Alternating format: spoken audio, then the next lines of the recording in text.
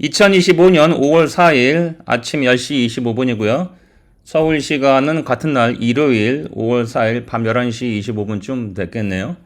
자, 이번 영상은 소니, 일본의 소니 있죠? 그리고 일본의 증시 니케이 지수를 과거 한 12년 반 동안의 성과를 삼성전자하고 코스피 그리고 S&P 500하고 비교를 해보는 건데, 이 썸네일에 조금 센 느낌으로 타이틀을 잡았는데, 삼성전자가 주저앉혔던 소니, 아베노믹스를 통해서 화려하게 부활했다.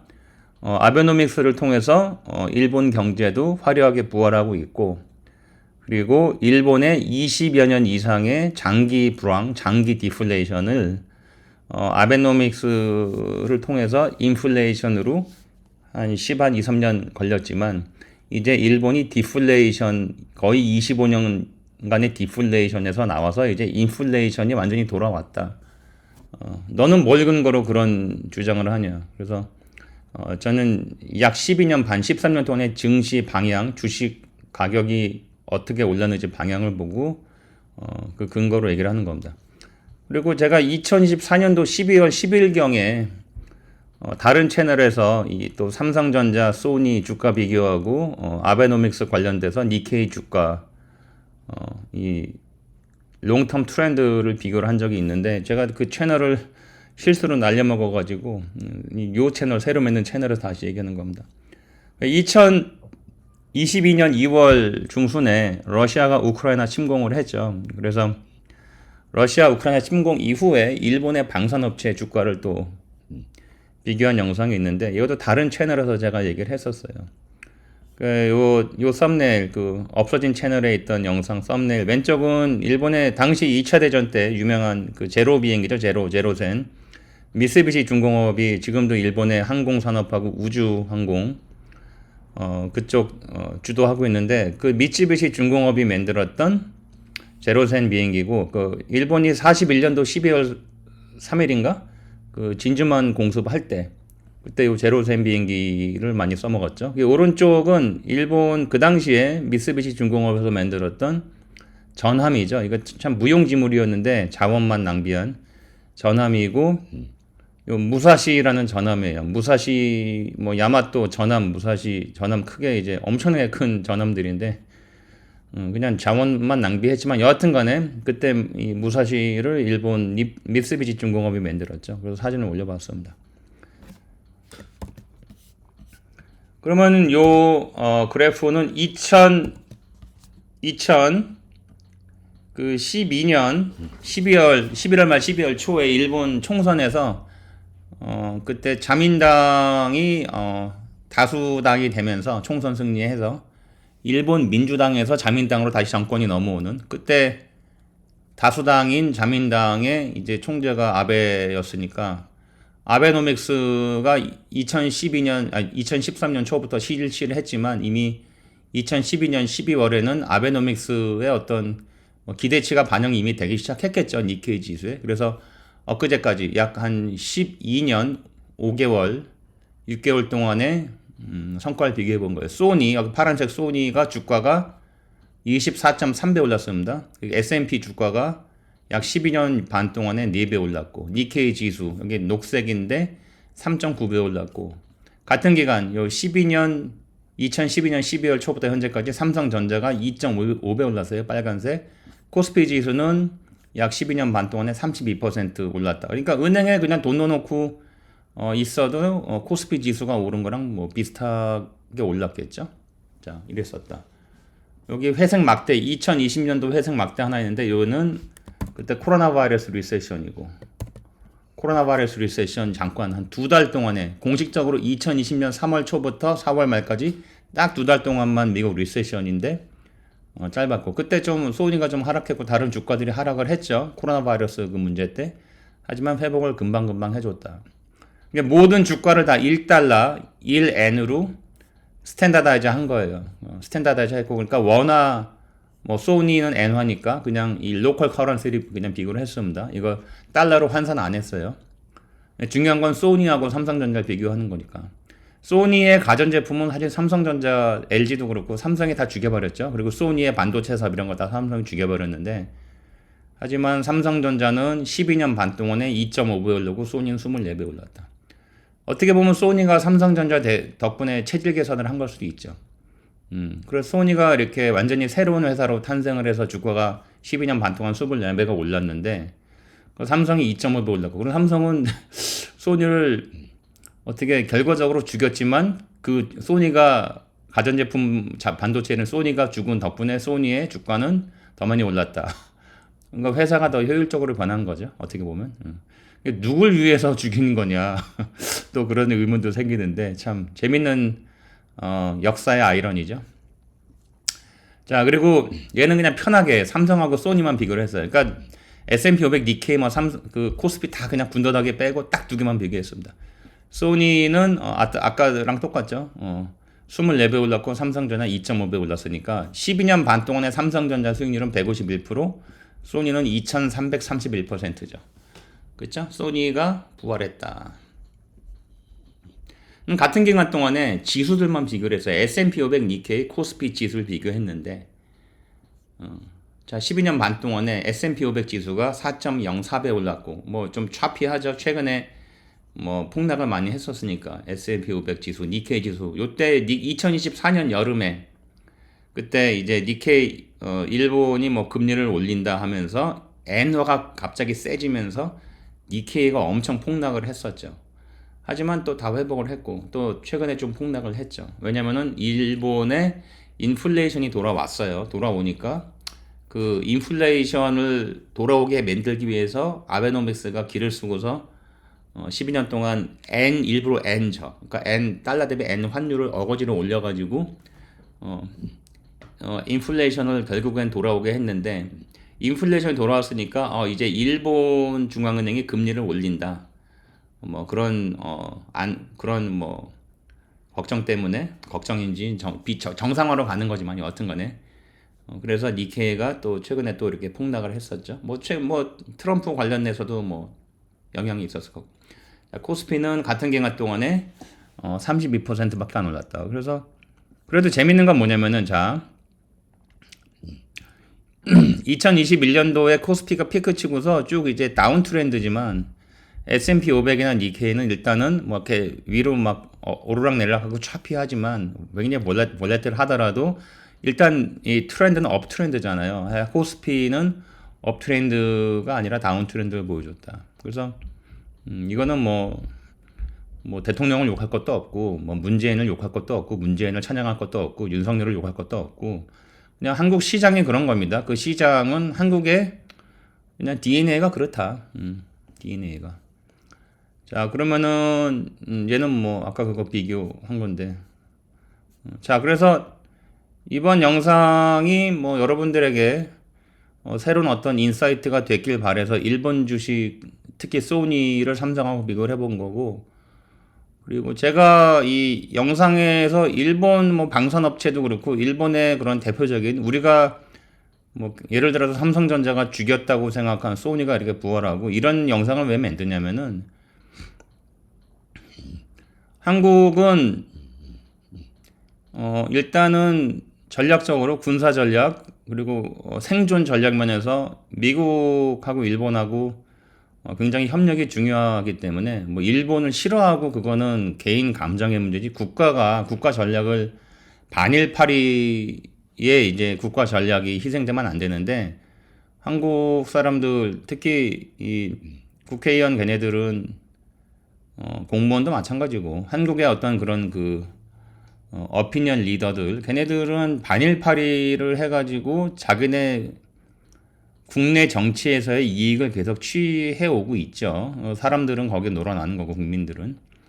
근데 제가 이 일본 관련된 주식을 몇 년 전부터 올리고 니케이 지수도 비교하고 아베노믹스에 대해서 좋게 평가를 하는 이유는 뭐냐면, 우리가 1890년대, 1900년대 초반에 이제 일본한테 조선이 실질적으로 먹혔는데, 러일 전쟁을 통해서 이제 조선 반도의 어떤 통제권이 실질적으로 일본에 다 넘어간 거죠. 그러니까 러일 전쟁, 그러니까 처음에 1800년, 90년 전후로 청일전쟁에서 청나라가 이제 조선 반도에 대한 통제권이 넘어갔고 상당히 뺏겼고 그거 이제 러시아가 먹으려고 그랬는데 러시아도 결국엔 러일 전쟁에서 적짐으로써 일본한테 조선 반도의 통제권이 완전히 넘어갔는데 한국 사람들은 뭐 일본이 일제가 뭐 조선을 강제 병합했다고 그렇게 자꾸 믿고 있는데 일본이 조선을 먹은 거는 일본 혼자 결정한 게 아니에요. 일본이 조선을 먹은 거는 사실은 서방 러시아의 남하, 러시아의 동지인과 또 남하를 걱정했던 서방, 특히 영국 세력, 앙글로색슨 영국 세력들이 러시아를 동북아시아 지역, 동남아는 어차피 반은 영국이 먹고 반은 프랑스가 먹었기 때문에 하지만 동북아시아 지역에 러시아가 동진을 하고 남하하는 거를 굉장히 걱정을 했고 영국이 그래서 일본한테 행동대장역을 맡긴 거예요. 그러니까 러일 전쟁도 영국이 부추겨서 일본을 부추겨서 일으킨 거고 그리고 그 러일 전쟁 1년도 안 된 러일 전쟁 기간 동안에 일본이 엄청난 희생을 사실은 치르고서 러일 전쟁에 이겼는데 러시아는 지금도 러일 전쟁에서 졌다고 인정 안 합니다. 서방에서 러일 전쟁을 일본이 이겼다 그러지 러시아는 지금도 러일 전쟁에서 자기들이 졌다고 인정을 안 해요. 한국 사람들은 잘 그런 걸 생각을 안 하는데 러일 전쟁이 왜 러시아가 졌다고 인정을 안 하냐면은 러시아 시베리아 횡단 철도를 건설 완공 직전에 일본하고 서방이 같이 올 언론 플레이를 함으로써 러일 전쟁에서 일본이 이겼다고 언론 플레이를 해서 그냥 굳어진 거예요. 근데 러시아는 지금도 인정을 안 하는 게 그때도 인정 안 했고 시베리아 횡단 철도가 건설되기 직전에 졌기 때문에 그래서 러시아는 지금도 인정하기 싫어하는 거고 근데 만약에 그때 러일 전쟁 기간 1년도 안 된 기간 동안에 일본이 쓴 러일 전쟁 비용이 일본 당시 예산의 6배인가 11배인가 그래요. 6배인가? 그때 일본 희생자도 엄청났고 여순 공방전 그 여순 있죠? 안중근 의사가 그 사형당한 데가 여순 감옥인 거예요. 그 여순. 거기가 러시아랑 중국 접경 지역 근처잖아요. 여순. 그래서 러시아가 남하를 하고 있었고 그래서 그때 일본 관동군의 사령부가 있던 중국의 대련항 한국 사람들 조선족들 많죠. 한국 사람들 투자도 많이 했고 현대도 투자 많이 했습니다. 다 뺏겼지만 중국에 지금은 그 여순이 러시아가 조차한 땅이죠. 그래서 뭐 홍콩은 영국이 150년 조차했고 마카오는 포르투갈이 뺏어갔고 그리고 중국의 맥주 유명한 청도 칭다오는 독일이 조차했고 이렇게 해안 도시들을 서방의 열강들이 하나씩 뺏어갔죠. 청나라한테서. 그리고 러시아도 그 청나라한테서 여순도 사실상 뭐 하얼빈 다 러시아가 통제했었고 사실상 그리고 대련도 홍콩 마카오 마냥 러시아가 청나라한테 뺏어간 거죠. 그래서 러일 전쟁에서 졌기 때문에 러시아가 공식적으로는 뭐 러시아는 인정 안 하지만 지금도 일단 서방하고 일본을 위시한 서방에서는 러일 전쟁에서 러시아가 패고 공식적으로 일본이 이겼다고 선언해버리고 언론 플레이를 다 해버렸기 때문에 러일 전쟁에서 일본이 이긴 걸로 다 이렇게 인정이 되는 거죠. 서방의 언론들이 그렇게 다 선언해버렸기 때문에 러일 전쟁 직후에. 하지만 러시아는 지금도 인정 안 한다. 자기들이 졌다고. 여하튼 간에 그 대련을 일본이 뺏어갔죠. 그래서 그 후에 대련이 그 군사적인 해상 어떤 교통의 요충지이기 때문에 일본이 대련을 먹고 나서 사실상 조선 반도는 일본의 사실상 통제에 들어갔고 그거를 기획한 거는 영국입니다. 서방 세력이고 서방의 당시 리더격인 영국이 그거를 주도했고 그렇게 디자인을 했고 그래서 영국이 일본한테 너네가 조선 반도 먹으라고 그냥 맡긴 거예요. 그래서 이제 일본이 조선을 먹게 됐고 한일합방이 일어나게 된 것이고 그때 만약에 러일 전쟁에서 일본이 졌다. 그럼 지금 한국은 지금 러시아 식민지에 돼 있을 수 있습니다. 조선은 고종 황제인가? 하여튼 뭐 이하응 흥선대원군 서로 이제 권력 내부 인파이팅 권력 내부 투쟁할 때 민비하고 이하응 흥선대원군하고 또 고종하고 그때 청나라 원세계가 위안스카이가 조선의 총독 역할을 했죠. 그때 횡포가 엄청나게 심했죠. 그 위안스카이 걔들이 청일전쟁에서 일본한테 짐으로써 청나라는 조선에서 사실 통제권을 뺏긴 거고 일본한테 그 방점을 확실한 방점을 찍은 게 러일 전쟁이죠. 그때 청나라가 원세계가 조선에서 물러난 다음에 그 조선을 먹으려고 했던 게 러시아고 또 고종이 러시아에다가 제발 우리 조선 좀 사주세요. 그리고 러시아에다가 팔아먹으려고 그랬는데 러시아가 조선을 먹을까 말까 하고 있는데 일본이 뺨을 때린 거죠. 러일 전쟁에서 러시아를 이제 뭐 물리친 거죠. 엄청난 희생을 각오하고. 근데 그때 일본도 사실상 러시아 전쟁, 러일 전쟁에서 진짜 이겼다고 할 만한 하냐 의심이 들 정도로 피해가 엄청 났고 그거를 다 디자인하고 뒤에서 백업해 준 게 영국이죠. 그러니까 서방 세력이고 서방 세력의 컨소시엄 리더가 영국이었고 그래서 조선이 일본에 먹힌 것은 영국의 계획, 서방 세력 특히 영국의 그게 계획이었던 거지 일본이 조선을 먹으려고 해서 먹은 게 아니에요. 그건 다 영국의 디자인이라고. 근데 지금 영국은 이제 뭐 힘이 없으니까 지금 그때 1800년대 후반 1900년대 초반하고 지금하고 상황이 많이 다르지만 지금 특히 동남아는 우리가 커버한다. 그쵸? 뭐 대만부터 해가지고 필리핀, 베트남 이쪽에 미국이 이제 각 나라들하고 이제 군사 협력이 계속 이제 강화되고 있는 추세고 왜? 중국의 남하를 막기 위해서. 그리고 중국의 이 태평양 지역 그 출구가 바로 이 조선 한반도잖아요. 한반도하고 제주도 지역. 거기는 이 일본 열도가 막고 있죠. 오키나와부터 대만 옆에 오키나와부터 일본의 그 섬들이 사실상 중국이 태평양으로 나오는 것을 막아주고 있는 거죠. 그거를 이제 미국에서 일본한테 상당히 이제 좀 숙제를 좀 떠넘기려는 그런 거를 이미 한 십몇 년 전부터 준비를 해왔고 일본도 바보가 아니고 거기에 부응해가지고 미국 큰형님 말을 잘 들어준 척 하면서 지금까지 자기들의 실속을 계속 챙겨온 거죠. 일본도 어떤 면에서 평화헌법 개정해서 이제 정상적인 군대를 가질 수 있는 국가로 이제 팔바꿈을 해보자. 거기에 또 부채질을 해준 것이 북한의 핵 위기고 뭐 그렇습니다. 그래서 1800년대 후반 1900년대 초반하고 지금하고는 상황은 겉으로는 달라 보이지만 그때 영국 역할을 지금 미국이 하고 있는 거고 또 미국하고 나토가 하고 있는 거고 일본이 조금 더 활동을 해주길 바라고 있고 그러기 위해선 법을 개정해야 되기 때문에 미국의 묵인 하에 일본이 법을 조금씩 개정하려고 하고 있는 거고 그래서 일본의 방산업체들이 미쓰비시 중공업부터 해가지고 걔들이 상당히 크어왔고 그런 것들이 미쓰비시 중공업 주가가 많이 오른 것에 다 반영이 돼 있다고 저는 해석을 해요. 길게 얘기를 했는데 너무 그러니까 제가 이 아베노믹스 얘기도 하고 소니 얘기도 하고 미쓰비시 중공업 얘기도 하고 하는 것은 앞으로 일본의 역할이 점점 커진다. 왜냐면은 미국이 옛날에 영국이 했던 것처럼 미국이 일본 보고 너네 좀 일 좀 더 해라. 우리가 뒤에서 백업 해줄게. 그래서 한국 입장에서는 이 전략 차원에서 생존 전략, 군사 전략, 외교 전략 차원에서 일본하고 잘 지내는 게 중요하다.